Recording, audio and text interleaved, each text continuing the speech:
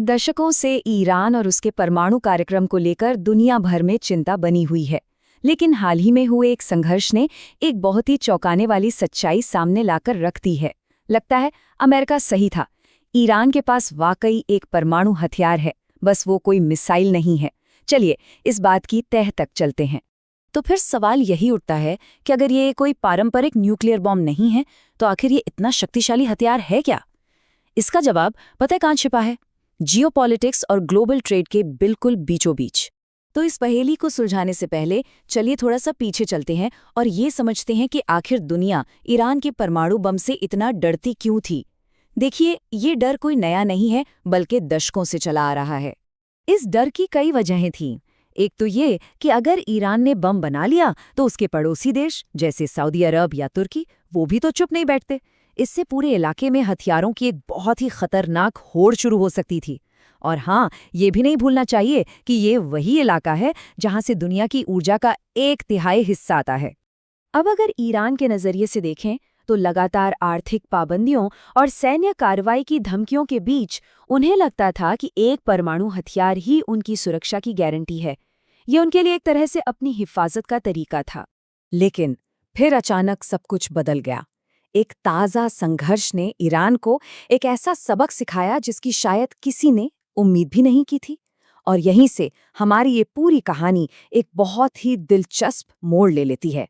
असलियत तो यह है कि ईरान को अपनी सुरक्षा के लिए उस तरह के परमाणु हथियार की शायद कभी ज़रूरत ही नहीं थी जिसके बारे में पूरी दुनिया सोच रही थी, क्योंकि उनके पास तो पहले से ही एक ऐसा हथियार मौजूद था जो रणनीतिक तौर पर एक न्यूक्लियर बम जितना ही शक्तिशाली है। और मज़े की बात यह है कि ये हथियार कोई टेक्नोलॉजी नहीं बल्कि भूगोल का एक हिस्सा है। और वो हथियार है ये हॉर्मुज़ जलडमरू मध्य, यानी फारस की खाड़ी से खुले समंदर तक जाने का एकमात्र संकरा रास्ता। इसे दुनिया की अर्थव्यवस्था की लाइफलाइन कहना शायद सही नहीं होगा, इसे गले की नस कहना ज़्यादा ठीक रहेगा। एक विश्लेषण तो इसे बिल्कुल साफ साफ शब्दों में कहता है कि ये जलमार्ग भौगोलिक रूप से एक परमाणु बम के बराबर है।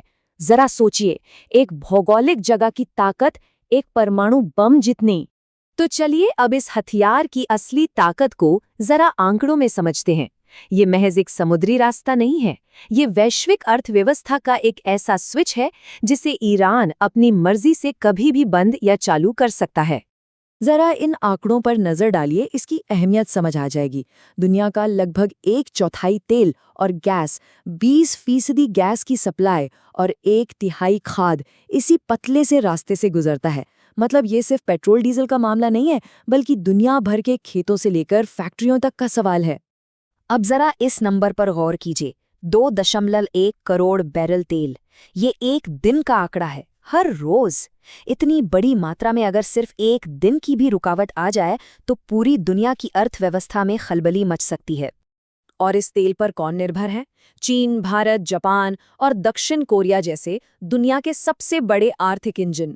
ये वो देश हैं जिनकी अर्थव्यवस्था की धड़कनें इसी रास्ते से होकर गुजरती हैं, और ये सब मिलकर दुनिया की कुल जीडीपी का 30% हिस्सा बनाते हैं।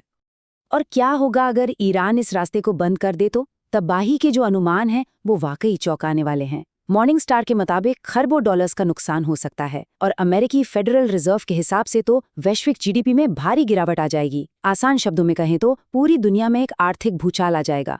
तो इस एहसास ने भू राजनीति के खेल के नियम ही पूरी तरह से बदल दिए हैं। ईरान अब यह अच्छी तरह जानता है कि उसके हाथ में एक ऐसा तुरुप का इक्का है जो किसी भी परमाणु बम से कम नहीं है। और ईरान का इस पर नियंत्रण कैसे है? वजह सीधी है, भूगोल। ये जलमार्ग इतना संकरा है कि ये सीधे ईरान के पहाड़ी तट और उसके सैन्य द्वीपों की निगरानी में आता है। वो जहाज़ों के आने जाने वाले रास्ते के एक हिस्से को पूरी तरह से कंट्रोल करते हैं। जब ईरान अपनी इस ताकत का इस्तेमाल करता है तो इसका असर फौरन और दुनिया भर में होता है। कुछ ही घंटों में तेल की कीमतें आसमान छूने लगती हैं, जहाज़ों की आवाजाही ठप हो जाती है, और कुछ ही हफ्तों में, चाहे कोई दिल्ली में हो या न्यूयॉर्क में हो, पेट्रोल पंप से लेकर किराने की दुकान तक हर आम इंसान की जेब पर इसका सीधा असर दिखने लगता है। और बस यहीं पर आके मामला कानूनी तौर पर उलझ जाता है। एक तरफ है ईरान जो कहता है ये हमारा इलाका है और यहाँ हमारे नियम चलेंगे, तो दूसरी तरफ है बाकी दुनिया जो कहती है नहीं, ये एक अंतर्राष्ट्रीय रास्ता है, इसे कोई बंद नहीं कर सकता। ईरान ने समुद्री कानून पर दस्तखत भी नहीं किए हैं, जिससे ये गुत्थी और भी ज्यादा उलझ जाती है। तो इस पूरी बात का निचोड़ ये है कि ईरान अब ये बात समझ चुका है कि होर्मुज़ जलडमरू मध्य उसे किसी भी परमाणु कार्यक्रम के बिना ही एक जबरदस्त रणनीतिक बढ़त देता है, और यही भविष्य में किसी भी बातचीत या टकराव में उसका सबसे बड़ा हथियार साबित होगा। और ये हमें एक बहुत ही महत्वपूर्ण सवाल पर लाकर छोड़ देता है। जब भूगोल ही अपने आप में एक हथियार बन जाए, तो क्या कूटनीति और युद्ध के वो पुराने नियम कानून लागू होते हैं? ये एक नई भू राजनीतिक हकीकत है जिसके साथ अब पूरी दुनिया को जूझना होगा।